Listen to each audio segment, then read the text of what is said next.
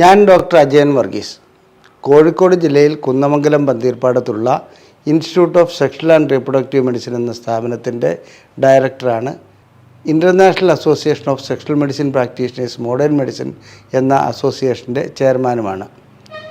ഇന്ന് ഞാൻ നിങ്ങളോട് വിശദീകരിക്കുവാൻ പോകുന്നത് ലൈംഗിക പ്രശ്നങ്ങൾക്കുള്ള ഒറ്റമൂലി ചികിത്സയെക്കുറിച്ചാണ്.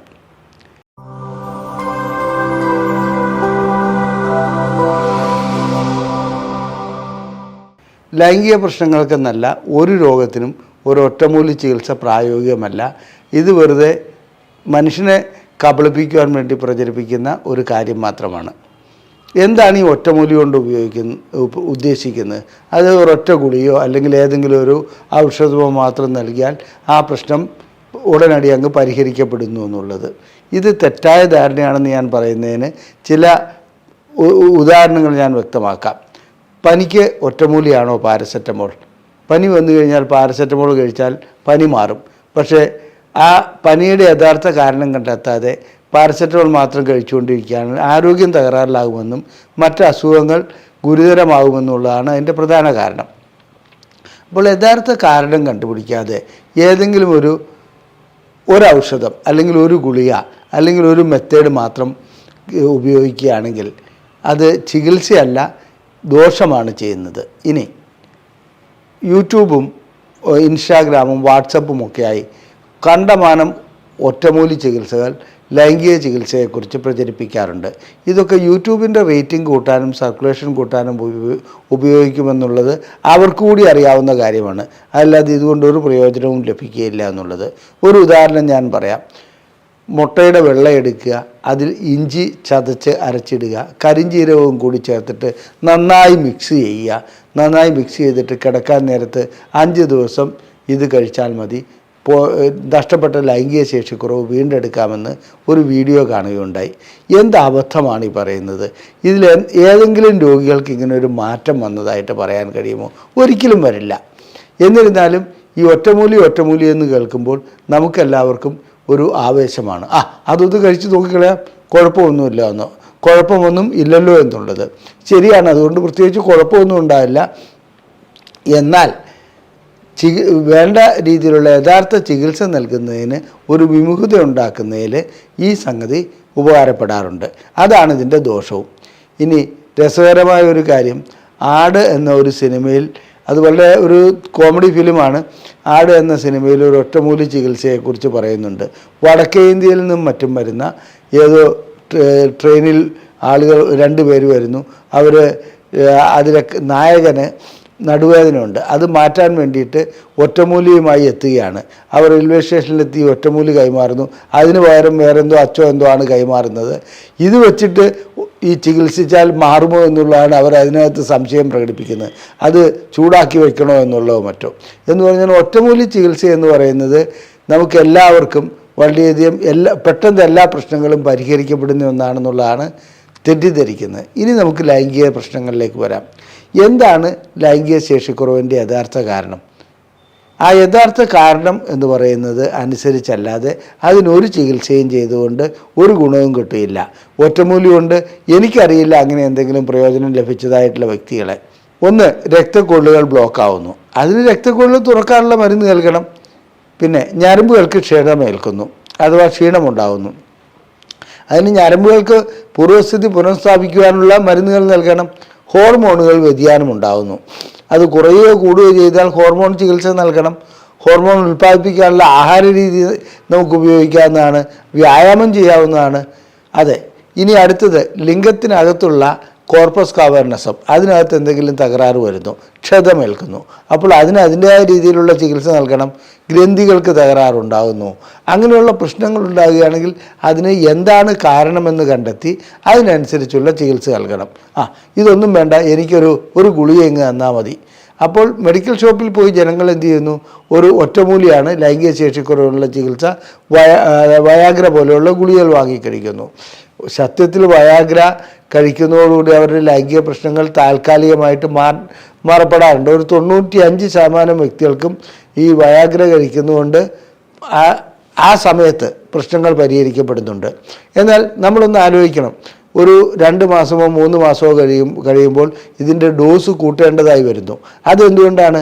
യഥാർത്ഥ പ്രശ്നം അവിടെ പരിഹരിക്കപ്പെടുന്നില്ല. എന്തുകൊണ്ടാണ് ഇത് സംഭവിച്ചത്? അതിൻ്റെ കാരണങ്ങൾ കണ്ടെത്തുന്നില്ല. അങ്ങനെ കാരണങ്ങൾ കണ്ടെത്തി ചികിത്സിക്കുകയായിരുന്നെങ്കിൽ തീർച്ചയായിട്ടും ലൈംഗിക പ്രശ്നങ്ങൾക്കുള്ള പരിഹാരം അവിടെ ഉണ്ടാവും.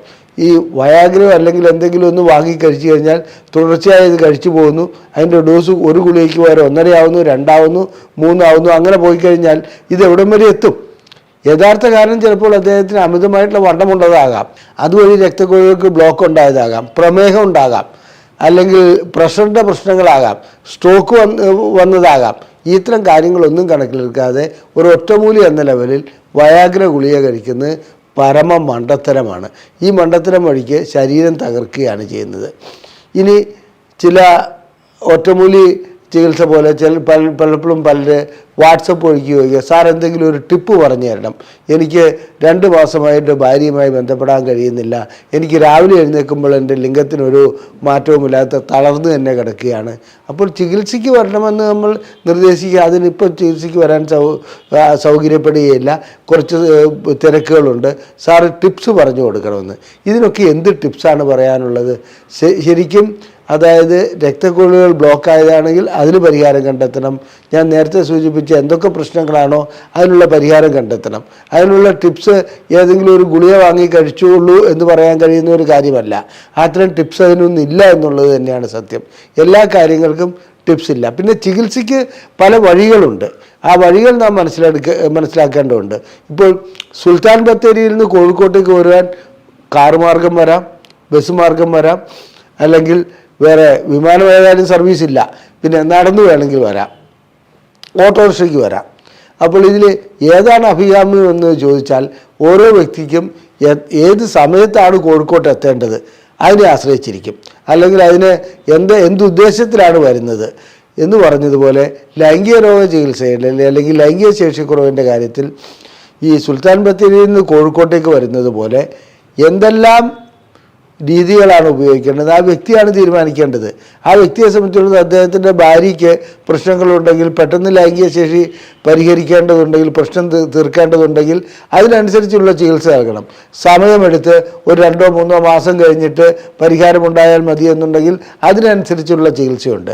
അപ്പോൾ ചികിത്സ പല രൂപത്തിലുണ്ട്. അതിൻ്റെ അർത്ഥം ഇതിനൊരു ഒറ്റമൂല്യം ഉണ്ടെന്നുള്ളതല്ല. ഒറ്റമൂലി എന്ന് പറയുന്നത് ഈ ഉദ്ദേശിക്കുന്നത് വയാഗ്ര ആണെങ്കിൽ അത് പരമ മണ്ടത്തരമാണ്, ചെയ്യരുത്. അങ്ങനെ വാങ്ങിക്കഴിച്ച് ശരീരത്തിന് മറ്റു പ്രശ്നങ്ങൾ ഉണ്ടാക്കരുത്. ഇനി രോഗത്തിൻ്റെ അവസ്ഥ പ്രമേഹമുള്ളവർക്ക് പ്രമേഹവും നിയന്ത്രിക്കണം, ലൈംഗിക ശേഷിക്കുറവുള്ള ചികിത്സയും നൽകണം. ഹാർട്ട് അറ്റാക്ക് ഉള്ളവനെ സംബന്ധിച്ചിടത്തോളം ആ വ്യക്തിക്ക് ഹാർട്ട് അറ്റാക്കിനുള്ള ചികിത്സ നൽകാതെ ഒരു വയാഗ്ര മാത്രം നൽകിയതുകൊണ്ട് എന്ത് ഗുണമാണ് ലഭിക്കുന്നത്? അദ്ദേഹത്തിൻ്റെ ഹാർട്ട് അറ്റാക്ക് മൂർച്ഛിക്കുകയുള്ളൂ. അതുപോലെ തന്നെ സ്ട്രോക്ക് വന്നിട്ടുണ്ടെങ്കിൽ, ക്യാൻസർ ഉണ്ടെങ്കിൽ, ഇതിനെല്ലാം ഓരോ രീതിയിലുള്ള പ്രത്യേകം ചികിത്സകളാണ് ആവശ്യം. ആ ചികിത്സകൾ നൽകിയാൽ മാത്രമേ ലൈംഗിക ശേഷിക്കുറവ് പരിഹരിക്കുവാൻ കഴിയുള്ളൂ. അതല്ല ഇതിനൊരു ഒറ്റമൂലി ചികിത്സ ഇല്ല. പിന്നെ ചില നാടൻ പൊടിക്കൈകൾ എന്ന് ഞാൻ നേരത്തെ സൂചിപ്പിച്ചുകൊണ്ടും കരിഞ്ജീരകം, എള്ള്, ഇങ്ങനെ പല കാര്യങ്ങളും പറയുന്നുണ്ട്. ഉലുവ, ഇതൊക്കെ ഞാനും ഉലുവ കഴിക്കാൻ ജനങ്ങളോട് ആവശ്യപ്പെടാറുണ്ട്, അത് ഇത്തരം രോഗികളോട് ആവശ്യപ്പെടാറുണ്ട്. അതിൻ്റെ അർത്ഥം ഉലുവയാണ് അതിൻ്റെ പരിഹാര മാർഗം എന്നുള്ളതല്ല. ഉലുവ ആ കൂട്ടത്തിൽ ഗുണം ചെയ്യുമെന്നുള്ളതാണ്. എല്ലാ ഘടകങ്ങളും ആ കൂട്ടത്തിൽ ഗുണം ചെയ്യും. പക്ഷേ യഥാർത്ഥ കാരണം കണ്ടെത്തി അതിനുള്ള ചികിത്സ നൽകാതെ ഒറ്റമൂലി എന്ന് പറഞ്ഞുകൊണ്ട് ആ സിനിമയിൽ കാണിക്കും ഒറ്റമൂൽ എന്ന് പറഞ്ഞുകൊണ്ട് വിളിച്ചു പറഞ്ഞുകൊണ്ട് നടക്കുകയല്ല വേണ്ടത്. ഈ ധാരണ തന്നെ ആദ്യം മാറ്റണം. എല്ലാ രോഗത്തിനും അതിൻ്റേതായ ഒരു കാരണമുണ്ട്. ആ കാരണങ്ങൾ കണ്ടെത്തി ചികിത്സിക്കണം. അത് ലൈംഗിക ശേഷിക്കുറവാവട്ടെ, ഹൃദ്രോഗമാവട്ടെ, പ്രഷറാവട്ടെ, പ്രമേഹമാവട്ടെ, ഇനി മറ്റെന്തെങ്കിലും അസുഖങ്ങളാവട്ടെ, അതിൻ്റെ കാരണം കണ്ടെത്തി ചികിത്സിക്കാത്തിടത്തോളം കാലം അസുഖം മൂർച്ഛിച്ച് മറ്റു ഗുരുതരാവസ്ഥകളിലേക്ക് പോകും. ഒറ്റമൂലികളുടെ പിന്നാലെ പോവുകയല്ല വേണ്ടത്. ഇനി ലൈംഗികമായിട്ടുള്ള എന്തെങ്കിലും പ്രശ്നങ്ങൾ നിങ്ങൾക്കുണ്ടെങ്കിൽ അതിനുള്ള ചികിത്സ നൽകുന്ന ഒരു സ്ഥാപനമാണ് ഞങ്ങളുടേത്. നിങ്ങൾ ISRM എന്ന് ടൈപ്പ് ചെയ്ത് ഈ നമ്പറിലേക്ക് വാട്സപ്പ് ചെയ്യുകയാണെങ്കിൽ നിങ്ങൾക്ക് ലൈംഗിക ശേഷിക്കുറവിനെക്കുറിച്ചുള്ള ഒരു പുസ്തകം സൗജന്യമായി അയച്ചു നൽകുന്നതാണ്. നിങ്ങൾക്ക് ലൈംഗികമായിട്ടുള്ള ഏതെങ്കിലും ചികിത്സ ആവശ്യമുണ്ടെങ്കിൽ അതിന് ഞങ്ങളെ ബുക്ക് ചെയ്യാവുന്നതാണ്. ഇവിടെ കൊടുത്തിരിക്കുന്ന ഈ നമ്പറിൽ വിളിച്ച് നിങ്ങൾക്ക് ബുക്ക് ചെയ്യാൻ കഴിയുന്നതാണ്. നന്ദി, നമസ്കാരം.